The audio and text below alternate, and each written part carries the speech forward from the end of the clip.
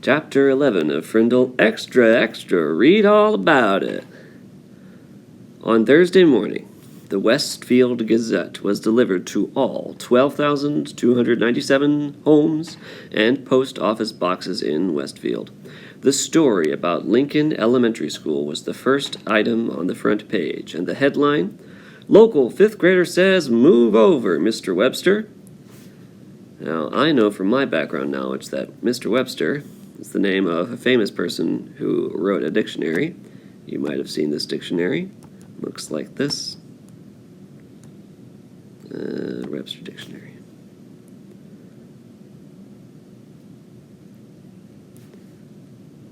So, Merriam-Webster is the name of the dictionary now, and if you were to see one in real life, it would look like this. So, when the writer's saying, "Move over, Mr. Webster," he's saying there's somebody here, or she in this case is saying, somebody here is writing their own dictionary in a way, or somehow messing with the dictionary. It was quite an article. Not that Judy Morgan didn't tell the truth. Every statement in the article was completely true. It was the particular way she told the truth that got things hopping around town. For example, take this sentence about Mrs. Granger. Mrs. Granger, champion of the forces of order and authority, is battling hundreds of young Frindle fighters. Neither side is giving in. Or this bit about Nick.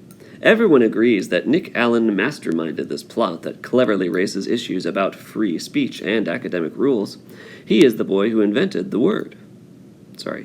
new word. Or this last sentence in the article. One thing is sure, the kids at Lincoln Elementary School love their Frindles, and no one seems to be backing off in this war of the words. And of course, the Westfield Gazette published the class picture too, and Mrs. Granger and Nick were identified for all the world to see. "What is the meaning of this?" That's what Nick's mother said, putting the article in front of Nick's nose when he got home from school. "Did you talk to this reporter? She seems to know an awful lot about you and your new word, young man." "What is the meaning of this?"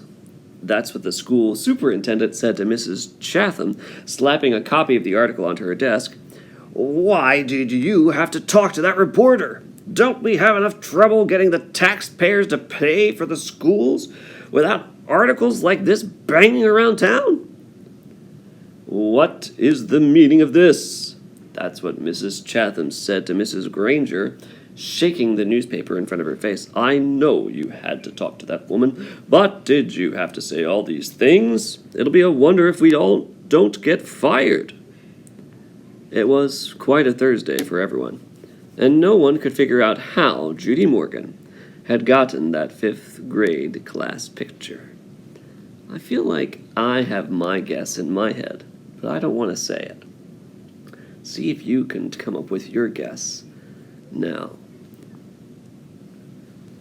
I'm noticing as I read, Mom said, "What's the meaning of this?"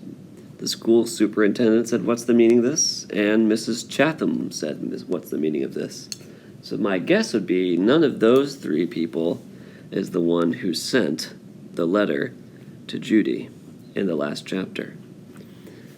Unless they're acting, which they could be. So I'm guessing it's someone else. Who do you think it is? We will find out soon.